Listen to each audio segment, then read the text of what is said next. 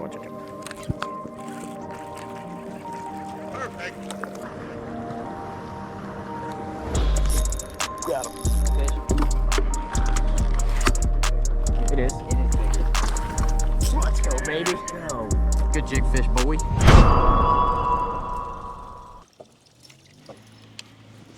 We started off fishing a cove that we knew had fish in it. We've done really well in it in the past, throwing a buzzbait with it could be on the back skirtless.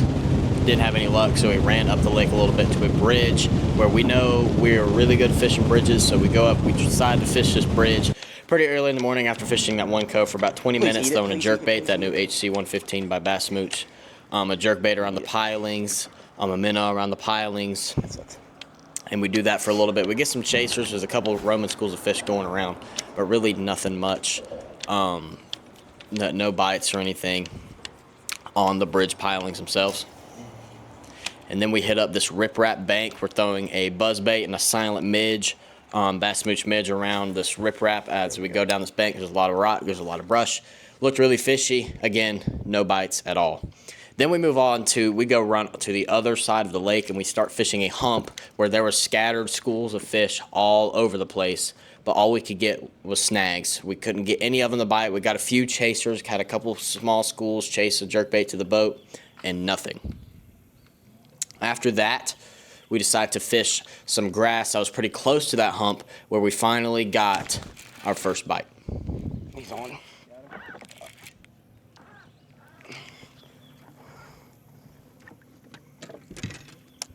I gotta get another grass first.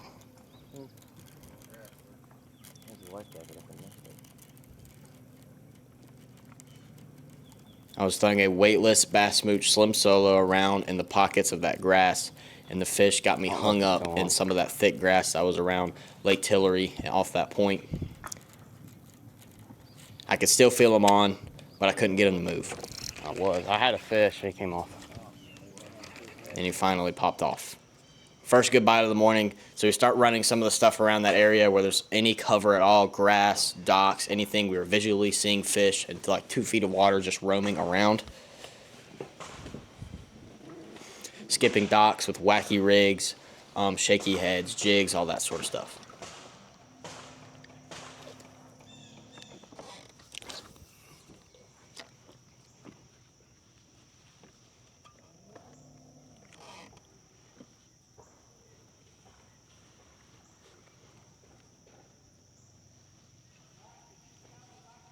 Oh my Lord, it's carp. I ended up seeing a big school of carp that I thought was bass pulling out of the cove, like 2 feet of water. But after that, we hit some more grass and some more cover that was on the outside of that cove that we had just fished. Andrew was throwing a wacky rig around the cover. I was throwing a weightless Slim Solo into the cover on a Cobra worm hook, throwing it in the trees, throwing it again in the backs of holes of grass, things of that nature, anything where a bass may sit.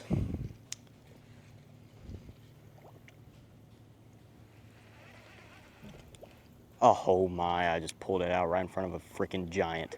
Please eat that. I think he just ate it. I did not stay patient enough and let my bait sit long enough and missed a really good opportunity to catch a pretty big fish.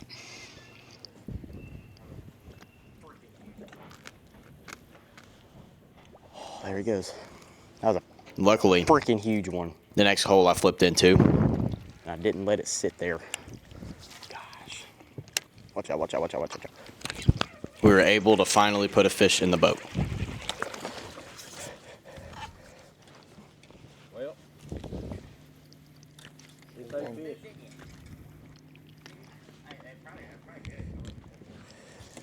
Glad you moved, In our didn't you? trail, you're allowed to have 2 fish of any size, but you have to have 3 fish out of 14 inches.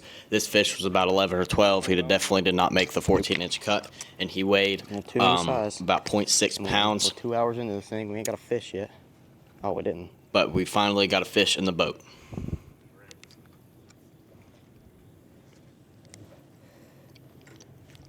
You read? After this, we ran a lot more of that cover down that bank until we possibly couldn't anymore. And then we moved to that same cove that we were fishing earlier, and we were starting to get frustrated because another 2 hours had gone by, and we just weren't having any luck. We fished more grass, more brush, more docks, everything, and could not get bit. And we kept breaking off, but we finally got another bite.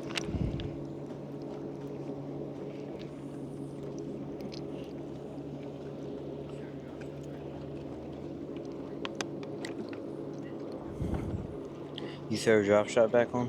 Yep, probably gonna break. Is that a fish? That's a fish. He feels kind of good. No, he's not. Finally got a second fish in the boat. It was unfortunately another short, so we had our 2 fish of any size. I was throwing a drop shot with the 4-inch finesse worm on it. Around this point, there was a lot of scattered fish around this point. If you've watched any of our other videos from this lake, we have fished this point before that you are seeing us fish now. But after we caught that fish, got more snags, had a lot of weight come through. It was really rough out there for a little bit. There's a lot of boats going around. But we kept throwing this drop shot, just fan casting this drop shot around this point, and finally got another bite.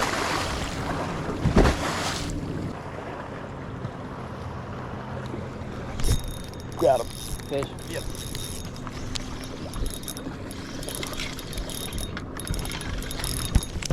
And it was another short. Luckily, it was just a little bit bigger than that first one that we caught that earlier that morning in the grass.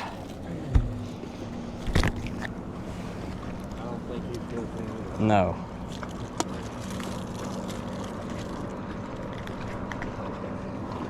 Ain't no way. He's bigger than that one by like 0.2 though. Yep, give me red.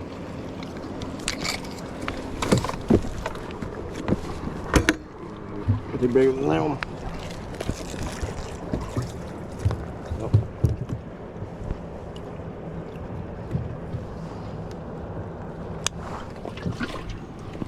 Kept fishing around this point, saw some fish suspended, so I decided to throw the HC 115 out there to see if I could catch any on a jerkbait. Come on. Got it? Yep. Biggin. A fish that I thought was big was just snagged. Another tiny fish. This one was not going to help our bag.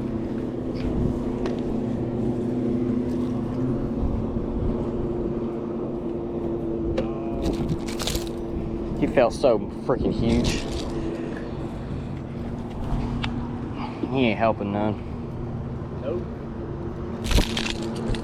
Kept throwing the jerkbait around the point, doing the same thing, just keeping it moving, not stopping the bait, making it look like the erratic bait fish, especially the young of the year shad that had just spawned earlier that spring, and kept doing the same thing around this point for about another 30 minutes or so, and we did hook into another fish.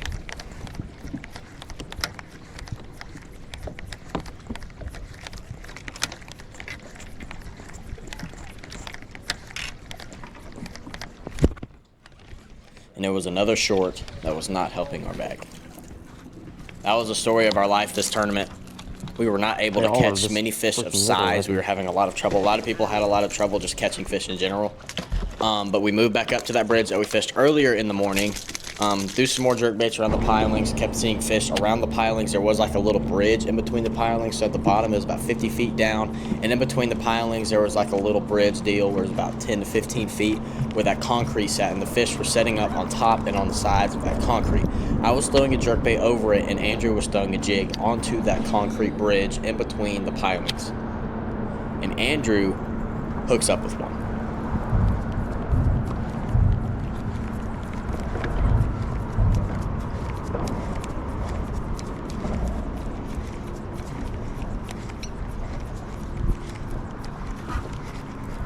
Got him?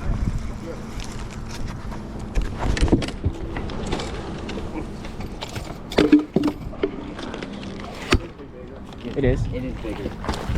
Finally, something of size, a good 2.5 pounder. Finally, That a way, kicker, so we weren't going to go in with 2 shorts. We were able to go in with a decent sized fish as well. 2-pounder. Hey, don't put him back in the water. Good job, Andrew. Let's go, baby.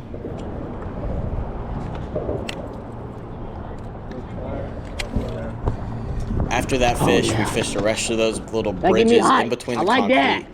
Didn't end up catching anything, and it was time for us to weigh in. We were only able to weigh in 3 fish, 2 shorts, and 1 decent one. But we were still able to finish somewhat middle of the pack. This was a very, very rough tournament for a lot of people. Had a lot of days where it was in the 70s, and then that day was it touched 90 degrees with a lot warmer nights. Which just made it rough, changing conditions, especially in September. It was never a good thing. They got 3 today. But that's the name of the game. You just got to adjust to conditions. There's really I have no excuses. I just didn't perform. We didn't get to practice. But I don't really think practice would have made much of a difference anyway, because the conditions were the same. It was just hot.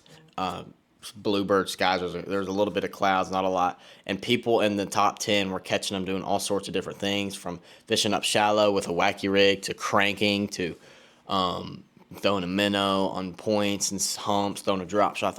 People were doing all sorts of stuff in that top 10. And it was really the matter of the day was just finding the hungry, active fish that were going to bite, that were of good size. It took a little over 16 pounds to win this tournament, but we had a bad day on Tillary. We've never really had a really awesome day on Tillary, but we really haven't had like a terrible day like this one on Tillary. If we were fishing a tournament where you could keep 5 of any size, we would have had a limit, but we could only keep 2 shorts, and even if we had that one decent one and 4 shorts, we still probably only had 5.5, 6 pounds. So it wouldn't really made much of a difference at all. But hopefully the next tournament we have is the first tournament of the Mountain Series, which is on Lake Chattooga on the North Carolina-Georgia border. Come on, Archie. Archie, come on. That should be a fun one. It's here in a few weeks on the first weekend of October. So it should be fun. I love doing that stuff. Or fishing on Lake Chattooga, herring fish in September. It's always a good time.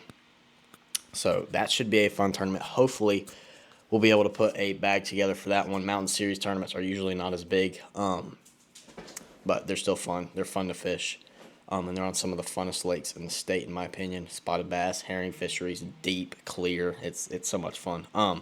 We'll have some other really good content rolling out. If you do not know, me and Andrew both, we have committed and are signing soon to Faulkner University, which is in Montgomery, Alabama. We're signing for their bass fishing team, and the bass fishing coach, John Pollard, he is coming up to fish with us one day. I'm hoping I'll be able to record it. I got to ask his permission, but he's going to come fish with us on one of my favorite lakes that you have seen a lot in a lot of recent videos, just to see his reaction, all that kind of stuff.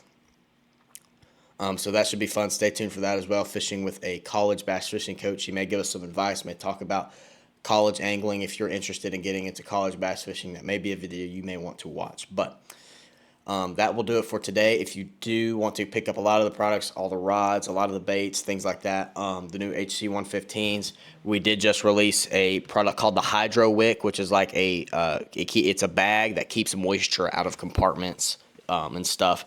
Those are really, really sweet. I have some in my boat already, and they're really, they come in a 2-pack for $20. You're able to put them in your boat compartment, and you don't have to worry about any moisture staying in there, because it'll suck up all the moisture and keep your compartments nice and dry, so you don't have to worry about hooks or anything resting inside of your compartments. Use code Knuckleheads15 on bassmooch.com to save on everything on the website. But besides that, that'll do it for today's video. If you did enjoy this video and want to see more like it, more tournament videos with voiceovers, let me know if you like the voiceover. Let me know if you just want raw tournament footage, and we will go from there. Let me know what you prefer more. But if you do like this video, please hit the like button. That'd be greatly appreciated. Also hit the sub button if you're new, and I'll catch you guys in the next one.